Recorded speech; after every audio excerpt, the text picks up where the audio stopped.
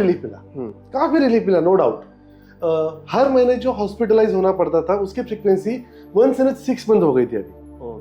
हमने time period extend तो कर दिया था, बट अभी भी पीरियड जनरेट करने में हम सक्षम नहीं हो पाए थे, क्योंकि मुझे डर था अगर वहां पे हीट ज्यादा जनरेट हो गई तो अगेन कीटोन्स फॉर्म हो गए।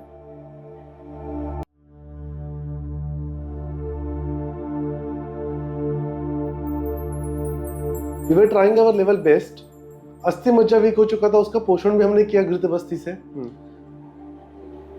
जब उनके पीरियड जनरेट हुए बाद में 2 साल की मेहनत के बाद 2 साल उस केस पे मैं लगा रहा एंड काफी सारे सुधार उसमें दिखे एंड तब तक वो अच्छी खासी चल भी रही थी, बट 2 साल किसी पेशेंट ने आयुर्वेद के पास कंटिन्यू करना ये कितना सस्टेनेबल है I really don't know.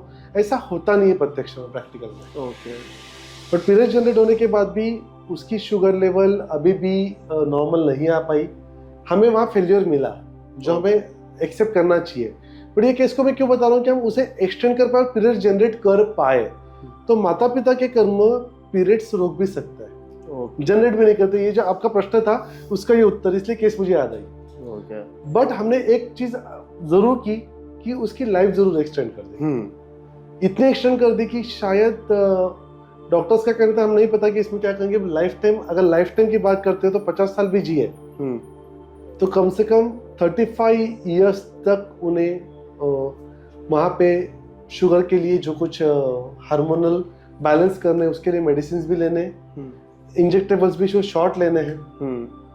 35 years बच्चे के लिए इट्स नॉट अ जोक। हमने काफ़ी प्रयास किए, हमने वहाँ पे हवन चिकित्सा भी की, हमने मंत्र चिकित्सा भी की, उसे बैलेंस जरूर किया कि टाइम पीरियड एक्सटेंड हो गया, बट उनकी शुगर नॉर्मल नहीं ला पाए। बट पीरियड्स का प्रॉब्लम तो हमने जरूर सॉल्व कर दिया था, जो कहीं पे सॉल्व नहीं हो रहा था। लास्ट जो मुझे अपडेट मिली उसके हिसाब से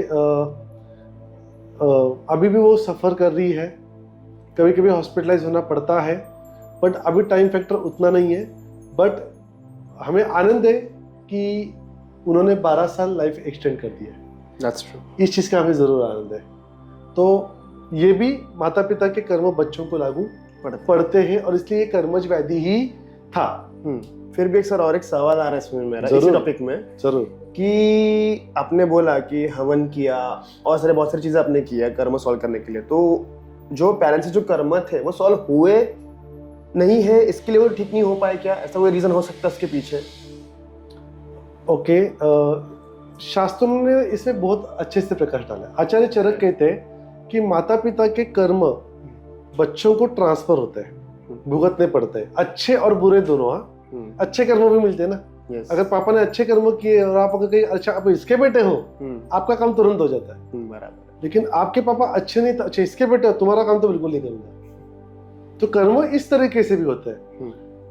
इसे मैं थोड़ा सा मैथमेटिकल कैलकुलेशन में आपको बताना चाहूंगा। हम जो लाइफ जीते हैं, it is all about energy. तो वो चाहे आहार हो, विहार हो, व्यवहार हो, अध्यात्म हो। तो हम जो एंटायर डे में जो कुछ भी कर रहे हैं, ये एनर्जी इधर प्लस होती होगी या माइनस होती होगी। प्लस इज अ पुण्य, minus is a paap, right? That is called as a calculation of karma. Suppose रोज मेरे दिन भर की एक एवरेज वैल्यू निकलती होगी, आज मेरा प्लस 80 है, कल -20 है, तो जितने साल में जिया, समझो मैं 10,000 डेज यहाँ पे अर्थ पे मेरी जिंदगी थी, तो 10,000 डेज में जो कुछ मेरी प्लस माइनस प्लस मेरे इन सब की एवरेज वैल्यू निकलेगी, टोटल अमाउंट डिवाइड बाय 10,000, देखिए 10,000 डेज में जिया, और इसका जो आंसर आएगा ये प्लस या माइनस में आएगा। इसे कहते हैं कर्म। और ये जो मैं अगला जन्म लेने वाला हूँ, तो अगर मैं माइनस हो तो माइनस वाला जन्म मिलेगा, वैसा ही शरीर मिलेगा, प्लस हो तो प्लस वाला जन्म मिलेगा। एनर्जी के लैंग्वेज में बता रहा हूँ। तो अगर इस सब कैलकुलेशन में सपोज जब मेरे लाइफ के 3,000 डेज कंप्लीट हुए थे, उस दिन भी मेरी एवरेज वैल्यू अगर माइनस थी और मैंने मेरे बच्चे को ये ट्रांसफर किया जेनेटिकली, तो मेरे बच्चे को जो मिलने वाला है शरीर माइनस, और वहां पे जो आत्मा आने वाला है वो भी माइनस वाला ही होगा, जिसके भाग्य में माइनस वाला जन्म मिलना हो चाहिए। तो माता पिता भी माइनस ही मिले, ये भगवत गीता को कहना है। अब -3,000 वाले जेनेटिक ट्रांसफर क्यों हुए उस आत्मा को? क्योंकि आत्मा ने भी माइनस वाला ही कर्म किया था उसके पिछले जन्म में। अब वो लेके वो आ चुका है। अब मुझे प्लस 3000 डालना है, बट जो उसका मूल शरीर है, शरीर जो उसे मिला है, प्राप्त हुआ है, वो नेगेटिव है। हम कहेंगे कंडक्टर, समझो वो आयन है, पर वो जो आयन वाला जो कंडक्टर है, लोखंड, ये आयन ही अगर खराब है, अशुद्ध है, ऑब्स्ट्रक्टेड है, तो उसमें से एनर्जी इजीली ट्रांसफर नहीं होगी, उसका ऑब्स्ट्रक्शन हाई है। तो आप में से कितना भी कुछ कर लूं, शायद कुछ चीजें सॉल्व नहीं होंगी, इसलिए से कर्म ज्योति। बट एक जरूर कर सकते हैं कि वो जिस तरह का कंडक्टर है, उस तरह की लाइफ अगर वो जिए, पर्टिकुलर फ्रीक्वेंसी, मंत्र, हवन, चिकित्सा करके, तो लाइफ एक्चुअली आसान हो सकती है। लेकिन कर्म तो कंप्लीट करने पड़ेंगे। हम ये आशा जरूर करेंगे कि वो इस -3000 को प्लस में लेके जाके अगले जन्म में कुछ अच्छा करे। बट कंडक्टर यानी शरीर वही रहेगा, और इस केस में वो पर्टिकुलर डिसीज शरीर का केस सॉल्व नहीं होगी, बट लाइफ तो अच्छे से जी सकता है। एक्सटेंड होगा, ये हम कर सकते हैं। Yes sir, this is the answer of Karma.